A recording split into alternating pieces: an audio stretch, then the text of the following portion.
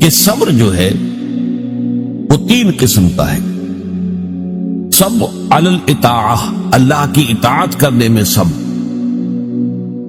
فجر کی نماز کے لیے اٹھنے کے لیے اس وقت چونکہ بڑی نیند گہری آئی ہوئی ہوتی ہے، رات بھر اگر کوئی مریض پریشان رہا ہو اور بے چین رہا ہو، اس وقت اسے نیند آ جاتی.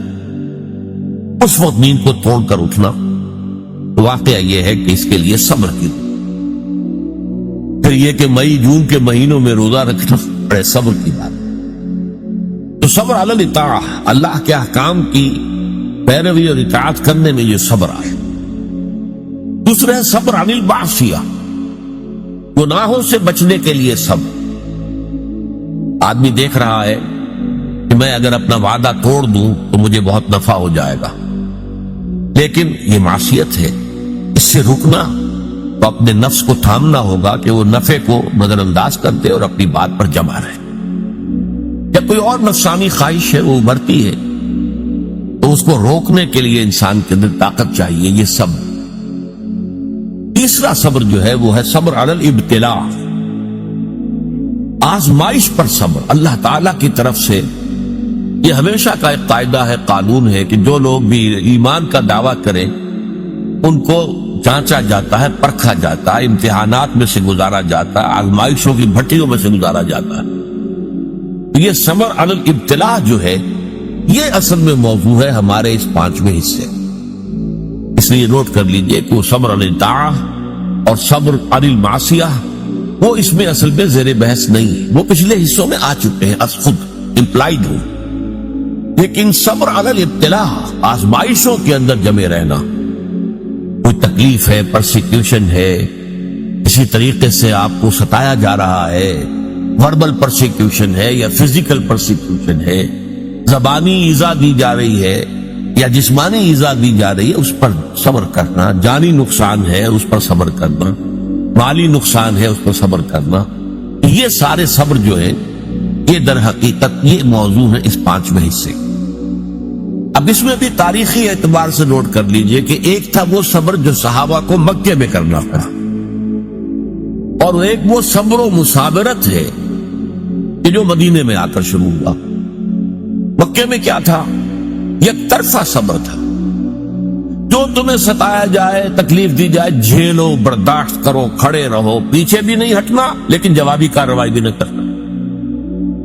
میرے نزدیک یہ صبر جو ہے یہ زیادہ مشقت طلب تھا، یہ صبر زیادہ مشکل ہے. جہاں آپ کو اجازت ہو کہ کوئی آپ کو برا کہے آپ بھی جواب میں برا کہے، کوئی آپ کو اینٹ مارے آپ پتھر دے مارے، تو ظاہر بات ہے کہ وہاں بھی صبر کی ضرورت تو ہے، لیکن یہ کہ آدمی کا ٹھنڈا ہو جاتا ہے دل کہ میں نے بھی بدلہ لے لیا ہے، میں نے بھی پتھر مار لیا ہے.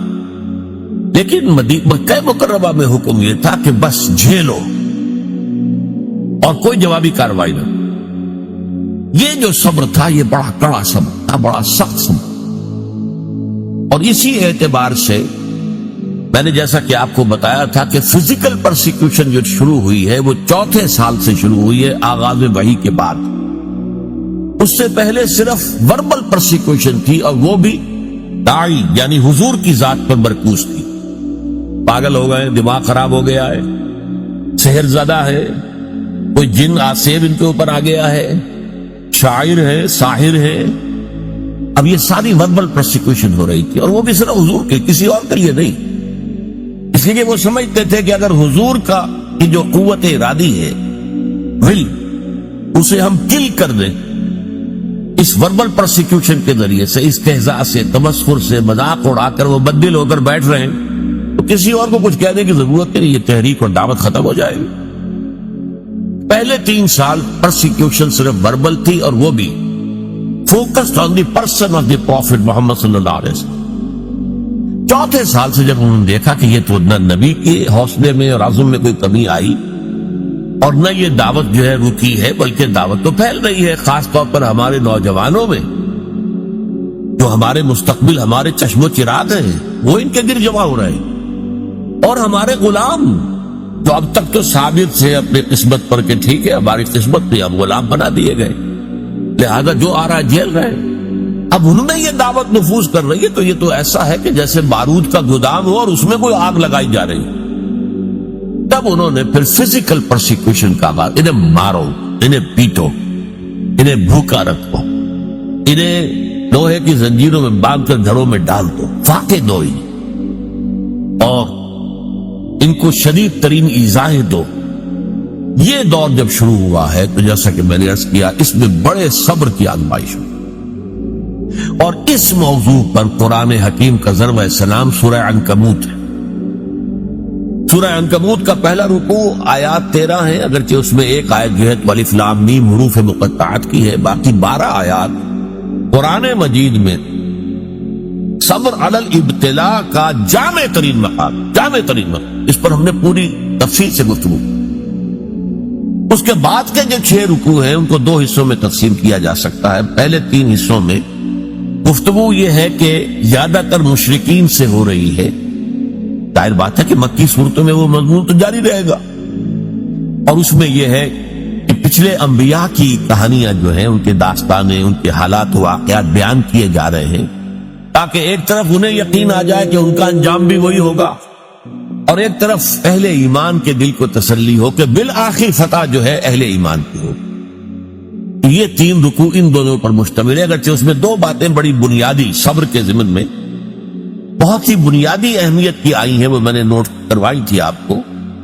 نمبر 1 یہ کہ یہ جو لوگ توحید کو چھوڑ کر کچھ تانے بانے بناتے ہیں اپنے عقائد اور اعمال کے، یہ ان کی مثال ایسی ہے کہ جیسے مکڑی بھی ایک جالا تن لیتی ہے، تانا بانا تو اس کا بھی ہے، جالا ہے، اس کا گھر ہے، تو ان کی مثال ہے کہ مثل العنکبوت اتخذت بیتا، وہ بھی ایک گھر بناتی ہے، وَإِنَّ أَوْهَنَ الْبُيُوتِ لَبَيْتُ الْعَنكَبُوتِ، حالانکہ معلوم ہے کہ تمام گھروں میں سب سے زیادہ کمزور گھر جو ہے وہ مکڑی کا گھر ہے۔ تو ان کے یہ تانے بانے بے بنیاد ہیں، غیر معقول ہے، نہ فطرت میں بنیاد ہے نہ عقل میں بنیاد۔ ذرا سی آپ اس کا تجزیہ کریں گے تو معلوم ہو جائے گا کہ بے بنیاد ہے، بے اصل ہے، ان کی کوئی حیثیت نہیں۔ اور دوسری مثال بہترین دی تھی، اور وہ یہ کہ حق کے منکشف ہونے کے باوجود جو لوگ باطل پر اڑے رہتے ہیں، ان میں ایک بڑی تعداد ایسے لوگوں کی ہوتی ہے جو صرف اپنے تعلقات کی بنا پر وہیں پہ جمے رہتے۔ کیا کریں، اگر ہم بدل لیں گے بات تو ٹھیک ہے، لیکن ہم نئی بات قبول کریں گے تو اپنے خاندان والوں سے کٹ جائیں گے، اپنے رشتہ داروں سے کٹ جائیں گے۔ کوئی جماعت ہے اس میں ہم شریک ہیں، لیکن اتنے سال ہو گئے، ہمیں 50 برس ہو گئے، ہماری رشتہ داریاں اسی جماعت میں ہو گئی ہیں، ہمارے کاروباری اتحاد وہی ہے، اب اس جماعت کو چھوڑ کر ہم کیسے جو ہیں پنپے کے کیسے؟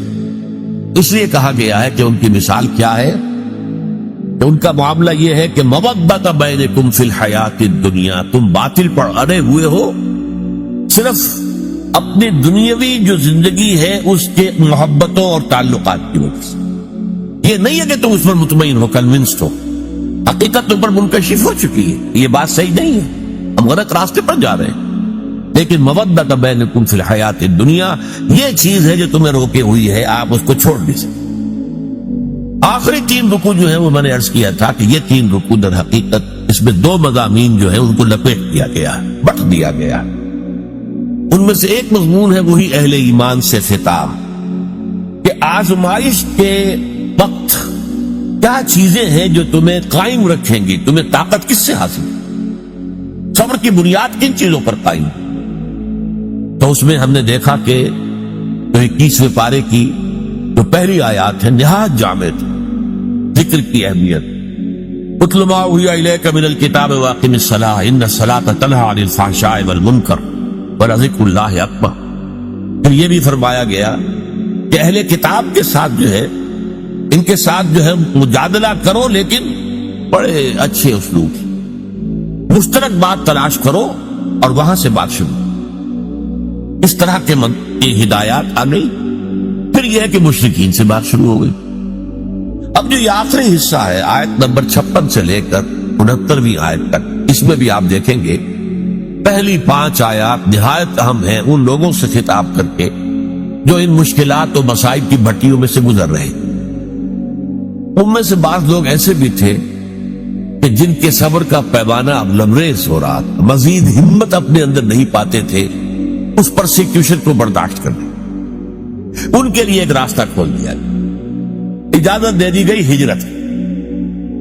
اگر تم ہمارے دین پر قائم نہیں رہ سکتے، اس جگہ پر اتنی سختی ہے، اتنا تشدد ہے، تو ٹھیک ہے تم ہجرت کر جاؤ. میری زمین بڑی وسیع ہے، بڑی کشادہ ہے، زمین سے نہ بندھے رہو.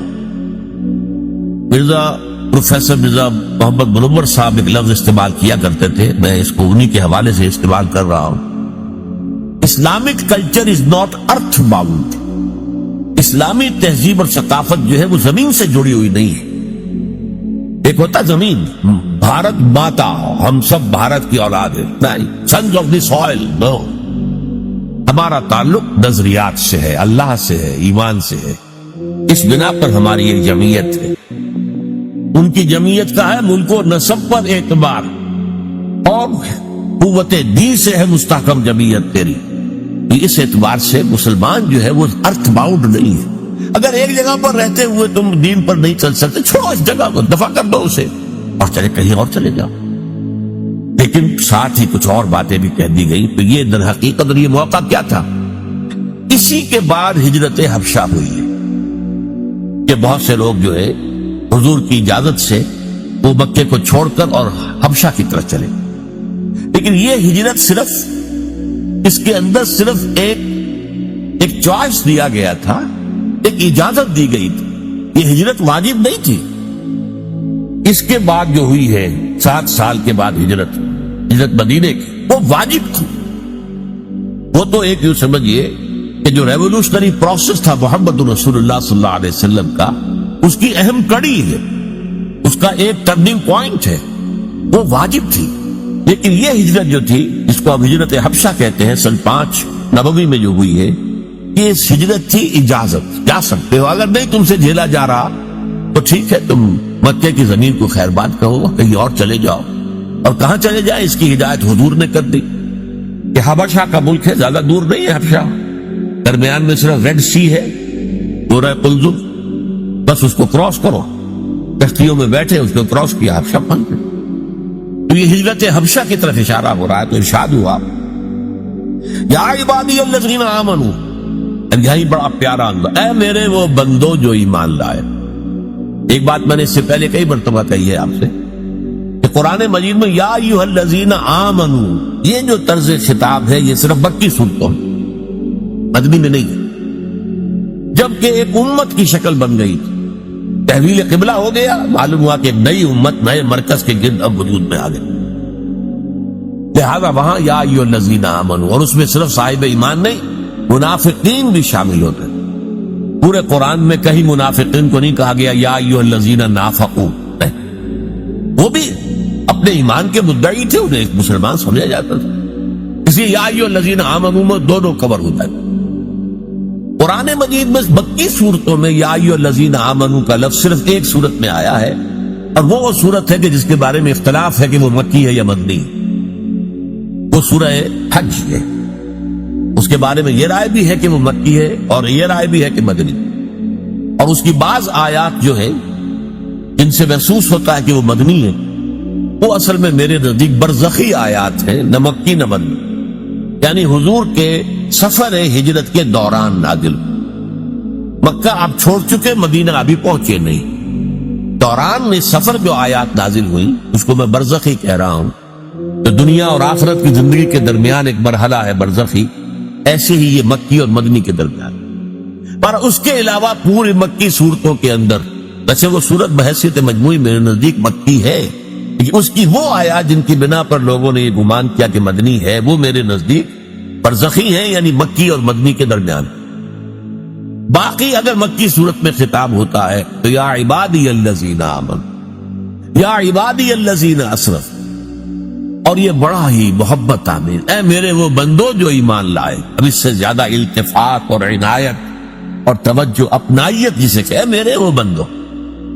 اسی کی ایک مثال آپ کو ملتی ہے سورہ زمر میں، قل یا عبادی الذین اسرفوا علی انفسہم لا تقنطوا من رحمت اللہ. اے نبی ان سے کہہ دیجیے اے میرے وہ بندو جنہوں نے اپنے اوپر ظلم کیا ہے، کوئی گناہ کمائے ہیں، کوئی معصیت کا ارتکاب کیا ہے، تو جان لو کہ تمہارا رب جو ہے وہ رحیم ہے، تواب ہے، وہ تو تمام گناہ معاف کر دے گا. لا تقنطوا، مایوس نہ ہو جائے گا اس کی رحمت سے. یا عبادی الذین اسرفوا لا تقنطوا من رحمت اللہ انہ یغفر الذنوب جميعا، سارے گناہ۔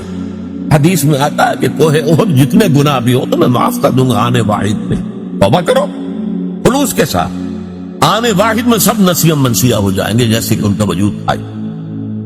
وہی انداز ہے یا عبادی الذین آمنوا ان ارضی واسعۃ، دیکھو ہماری زمین بہت کشادہ، صرف مکہ ہی تو نہیں ہے رہنے کی جگہ، ارضی واسعۃ۔ ہاں عرب کے اندر جو ہے سارے علاقے وہ قریش کے تابع تھے، لہذا قریش کے مقابلے میں پناہ دینے والا کوئی قبیلہ نہیں، لہذا عرب کی سرزمین کو اپنی وسعت کے باوجود تنگ ہو چکی۔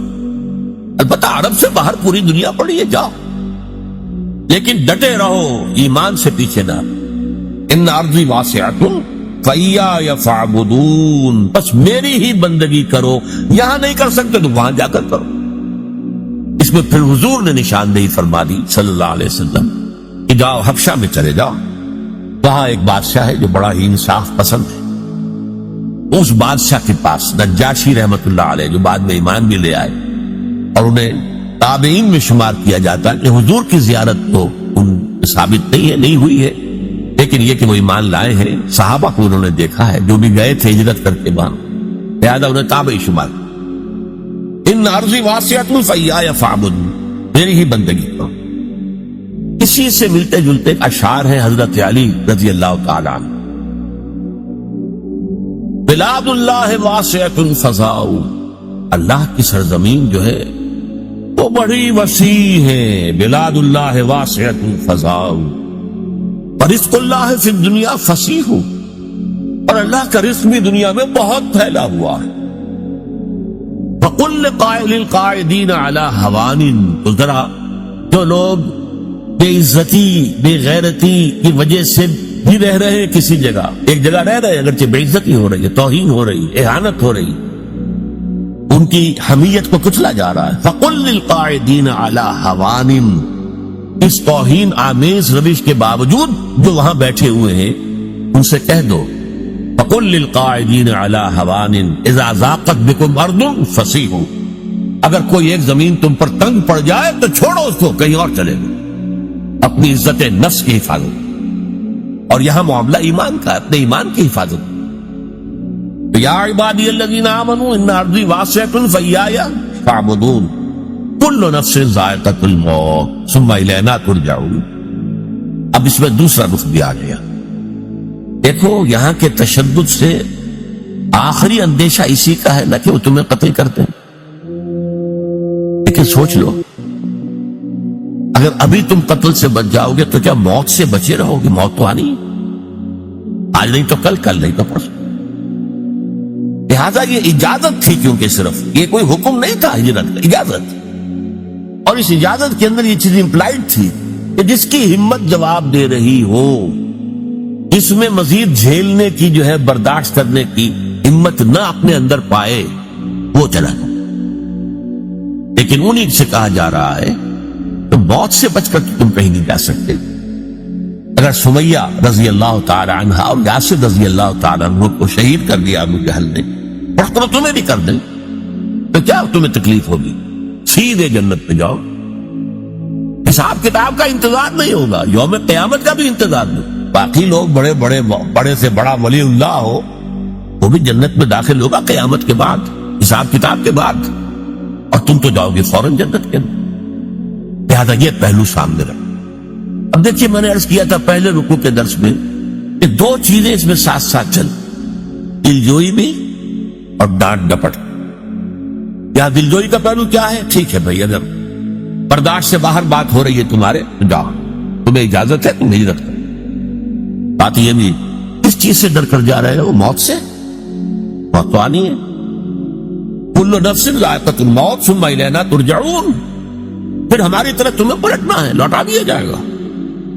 والذین آمنوا وعملوا الصالحات، اور وہ لوگ جو ایمان لائے اور عمل صالح کرے، جو ڈٹے رہے اس پر، لنبوئنہم من الجنۃ غرفا تجری من تحتها الانہار، ہم لازماً انہیں جگہ دیں گے جنت کے بالا خانوں میں جن کے نیچے نہریں بہ رہی. یہاں دیکھیے وہی صیغہ اب آ رہا ہے جو پہلے رکوع میں بار بار آیا. لَنَجْزِيَنَّهُمْ أَحْسَنَ الَّذِي كَانُوا يَعْمَلُونَ. وہاں پر آیا تھا ہم تو لازماً آزمائیں گے. وَلَنَبْلُوَنَّ، وہ بھی ہیں ان کو آزمایا جائے گا. تو اس اعتبار سے وہی صیغہ تاکید کا. لَنُبَوِّئَنَّهُمْ، ہم لازماً انہیں دیں گے، جگہ دیں گے.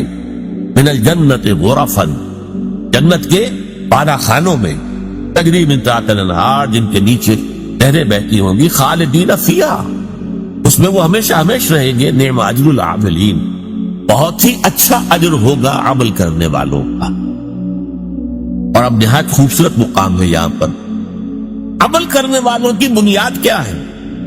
الذین صبروا وعلی ربہم یتوکلون، وہ لوگ جنہوں نے صبر کیا، جھیلا، برداشت کیا، سختیاں جھیلی، مصیبتیں جھیلی، مصائب جھیلے. جبکہ مکے کی گلیوں میں گھسیٹا جا رہا تھا حضرت بلال کو، اور جیسے جانور کی لاش گھسیٹی جاتی ہے، کھینچ کر لائی جاتی، اسی طریقے سے ایک زندہ انسان، گوشت پوشت کا انسان، اور اس کے گردن میں رسی ڈال کر وہ دے دی ہے چھوکروں کو، گھسیٹو اس کو گلیوں کے. اور ظاہر بات ہے کہ وہ گلیاں کوئی پیومنٹ تو نہیں تھے، وہاں پر کوئی سڑکیں تو نہیں. کونے رکھنے والے جو ہے نوکیلے پتھر، جسم ادھر رہا، خونم خون ہے. پھر سینے کے اوپر ایک بھاری پتھر رکھ دیا گیا، دھوپ میں ڈال کر. اوپر سے وہ آسمان جو جیسے آگ برس رہی ہے، ادھر سینے پر پتھر. سانس لینا مشکل سے سانس لے رہے ہیں، لیکن ساتھ ساتھ کہہ رہے ہیں احد احد احد احد احد احد احد، ایک ہی کو مانتے اور کسی کو نہیں مانتے. الذین صبروا، ان لوگوں نے صبر کیا.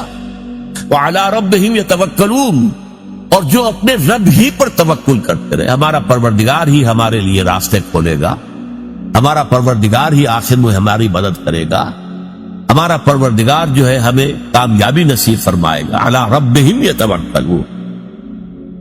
وَکَأَيٍّ مِّن دَابَّةٍ لَا تَحْمِلُ رِزْقَهَا، اور کتنے ہی چوپائے ہیں زمین میں تم دیکھتے ہو، وہ اپنا رزق اٹھائے تو نہیں پھرتے. یہ پرندے جو ہیں، کیا ان کا رزق ان کے پاس اسٹور میں کہیں ہوتا؟ حضرت مسیح کا ایک بڑا پیارا جملہ ہے سرمن آف دی ماؤنٹ میں. کیوں فکر کرتے ہو، اپنے حواریین سے کہہ رہے، کیوں فکر کرتے ہو کہ کیا کھائیں گے؟ تم جنگل کی چڑیوں کو نہیں دیکھتے کہ وہ خالی پیٹ اپنے گھونسلوں سے نکلتی ہیں اور شام کو آسودہ ہو کر واپس آتی ہیں؟ ان کے پاس کہیں کوئی جمع تو نہیں ہے، کوئی ذخیرہ تو نہیں ہے گندم کا یا کسی اور چیز. جو آسمان کے پرندوں کو کھانے کو دیتا ہے، کیا وہ تمہیں نہیں دے گا؟ یہ خوبصورت انداز. کیوں فکر کرتے ہو کیا پہنو گے؟ جنگل کی سوسن کو نہیں دیکھتے کہ جس قدر شاندار لباس اللہ نے اسے دیا ہے، رنگین. سلیمان بھی اپنی ساری شان و شوکت کے باوجود ویسا ملبس نہ تھا، ویسا لباس اس کے پاس بھی نہیں. تو جو جنگل کی گھاس کو لباس دیتا ہے، جو آج ہے اور کل جھونک دی جائے گی آگ میں، کیا وہ تمہیں لباس نہیں پہنائے؟ یہ ہے توکل اللہ کی ذات. وَكَأَيٍّ مِّن دَابَّةٍ لَا تَحْمِلُ رِزْقَهَا اللَّهُ يَرْزُقُهَا وَإِيَّاكُمْ، اللہ ہی انہیں بھی رزق دیتا ہے، تمہیں بھی دے گا. کیوں فکر کرتے ہو کہ کل کیا کھائیں؟ آج جس نے تمہیں رزق دیا وہ کل بھی دے گا. تم اس کے اوپر توکل کرو، اعتماد کرو. وَهُوَ السَّمِيعُ الْعَلِيمُ، اور وہ سب کچھ سننے والا ہے، سب کچھ جاننے والا ہے. یہ 5 آیات بھی یوں سمجھیے کہ اس صبر کے موضوع پر، جو صبر کے اس وقت مکی دور میں تھا، یک طرفہ صبر، ایک ہے 2 طرفہ صبر. وہ آئے گا مدنی صورتوں میں جب ہم پڑھیں گے، سورہ بقرہ، سورہ آل عمران. لیکن یہ ہے یک طرفہ صبر، جو آئے جھیلو، برداشت کرو، لیکن کوئی جوابی کارروائی نہیں کرو. اس صبر کے لیے جو ہدایات دی گئیں سورہ عنکبوت کے آخری 3 رکوع جو ہے انہی پر مشتمل ہے. اور ان میں سے یہ 5 آیات جو ابھی ہم نے پڑھی ہیں نہایت اہم ہے، نہایت جان.